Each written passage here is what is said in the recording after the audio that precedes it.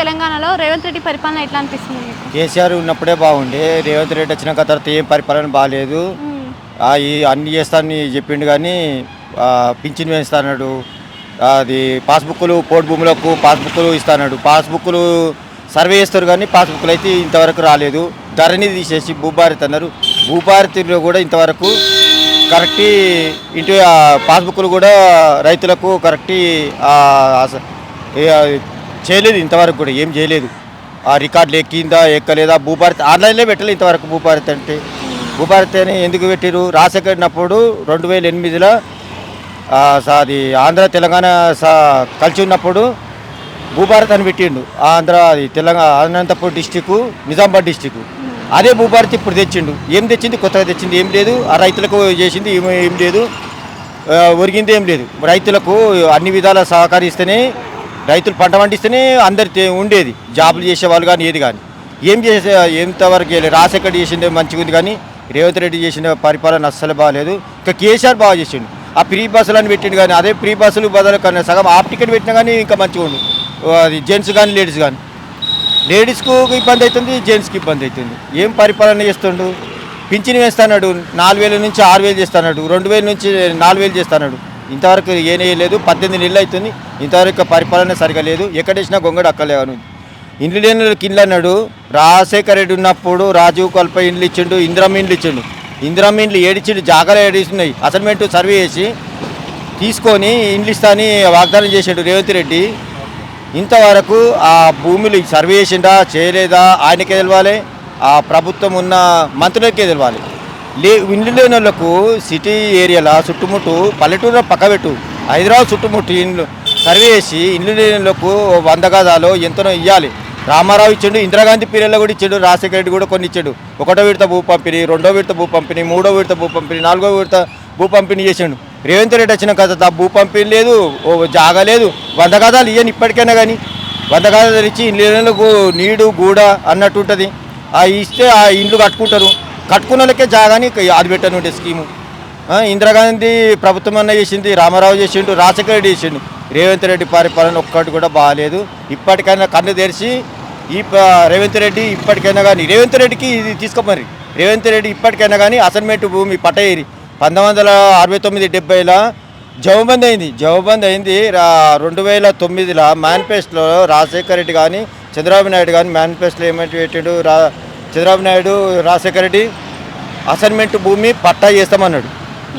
అదే చంద్రబాబు నాయుడు ఏమన్నాడంటే పట్టా ఫ్రీగా చేయను, గవర్నమెంట్ వాల్యుయేషన్ కట్టుకొని చేస్తాను. రాజశేఖర రెడ్డి ఏమన్నాడు ఫ్రీగా చేస్తాను. ఆయన ఉంటే ఇవాళ అయిపోవు.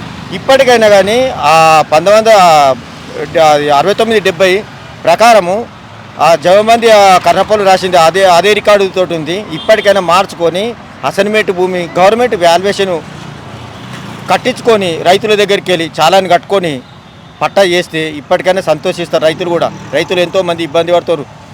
అసైన్మెంట్ భూమి పట్టా చేస్తే ఈ గవర్నమెంట్ కూడా ఖజానా కూడా నిడుతుంది. ఖజానా అప్పులు అంటారు కదా, అప్పులు అంటే అప్పులనే నీకు అప్పచెప్పారు, వాళ్ళు అప్పు చేసారు. నువ్వు ఏదో నమ్మి చెయ్యు పరిపాలన. అమ్ము కోకపేటలో వాళ్ళు అమ్మిరు అనుకో, నువ్వు ఇంకో దగ్గర అమ్ము అసైన్మెంట్ భూమి, గవర్నమెంట్ భూమి అమ్మి పరిపాలన దిద్దుకరా. నీకు అప్పచెప్పినందుకు ప్రభుత్వ ప్రజలందరూ కలిసి బీదవాళ్ళు మధ్యతరగతి వాళ్ళు నీకు ఎందుకు అప్పచెప్పారంటే మంచి పరిపాలన చేస్తామని అప్పచెప్పారు. ఇప్పటికైనా కన్ను తెరిచి చెయ్యు, ఏదో నమ్ము. లేకుంటే అసైన్మెంట్ భూమి గవర్నమెంట్ ప్రకారం అది చాలాని కట్టించుకొని పట్టయ్యి నీ కథనే నింటుందా? అప్పు తీర్పవా? ఇవన్నీ రైతులు లక్షల కోట్ల అసైన్మెంట్ భూమి ఆడ ఉన్నది, పడవాడి ఉన్నది. రైతులు కూడా సంతోషిస్తారు. ఎప్పుడైనా పిల్ల పెళ్లికో, బిడ్డ పెళ్లికో, కొడుకు పెళ్లికో అమ్మాలనుకున్నా కానీ వాళ్ళకి అధికారం ఉంటుంది. ఇప్పుడు రియల్ ఎస్టేటే పడిపోయింది నువ్వు చేయబట్టి. ఇప్పటికైనా కానీ చెయ్యి, చేస్తే కూడా రియల్ ఎస్టేట్ మంచిగా ఉంటుంది. రేపు పొద్దున నెక్స్ట్ ప్రభుత్వం నేను గెలిపిస్తారు. కేసీఆర్ని ఓడగొట్టినందుకు నేను నన్ను గెలిపిస్తారు. ఇప్పుడు ఇట్లనే ప్రభుత్వం చేసుకుంటూ పోయినావు అనుకో, ఖచ్చితంగా నేను పక్క తుక్కు ఓడగొడతారు. కాంగ్రెస్కు మళ్ళీ 4 సీట్లు కూడా రావు. మళ్ళీ 15 ఏళ్ళు కాదు 20 ఏళ్ళు అయినా నీవు ఓట్లేయరు. ప్రజలందరికీ కోపాల మీద ఉన్నారు కానీ ఎవరు అంటలేరు. చేయని ఎట్లా చేస్తాడో చేయనని చూస్తూ ఉన్నారు నీ పరిపాలన. ఇప్పటికని నేను చెప్పింది నిజమా కాదా? నీకు రోజు కూడా నీకు లెటర్ కూడా సెక్రటరీ ఆఫీసులో ఇచ్చేసిన, నీకు అందిందో అందలేదు తెలియదు కానీ చెయ్యు. ఈ అసైన్మెంట్ భూమి పట్ట చెయ్యు. ఇండ్లు లేని వాళ్ళకు, చుట్టుముట్టు వాళ్ళకు, వాళ్ళకు కూడా జాగాలు ఇవ్వు 100 గదాలుగా 80 గదాలు 90 గదాలు ఇచ్చేసి ఇండ్లకి ఇచ్చేసేయి. ఇస్తే వాళ్ళు కూడా ఇంత రూమ్లు కట్టలేకపోతారు. ఉద్యోగాలు ప్రైవేట్ ఉద్యోగంలో ఒక 500,000 రూపాయలు పెంచాలంటేనే కష్టం ఉంది. గవర్నమెంట్లో లక్షలు మీరు ముఖ్యమంత్రి మంత్రులు ఎమ్మెల్యేలు మినిస్టర్లు ఒక్క రోజుల అసెంబ్లీలో పాస్ చేసుకుంటారు. అదే ఒక కార్మికుడు కష్టపడి పని చేస్తే ఒక 500,000 రూపాయల గురించి ధర్నా చేస్తే లోపల జైల్లో పెడతారు. మీదో లెక్క ప్రభుత్వము వాళ్ళదో లెక్క. ఈ మనకు బ్రిటిష్ పరిపాలన లేకుంటే మనం ఇంకా వేరే దేశంలో ఉన్నామా? మనము మంచిగా చేసుకోవాలి. మీ లెక్క అందరు కూడా చేయాలి. మీరు ఒక రోజుల జీతాలు పెంచుకుంటారు. అదే ప్రైవేట్లలో జీతాలు పెంచారా వాళ్ళకు ఇంటి కిరాయి కట్టలేక బాధపడతారు. చుట్టుముట్టి కంపెనీలలో పనిచేసే వాళ్ళు.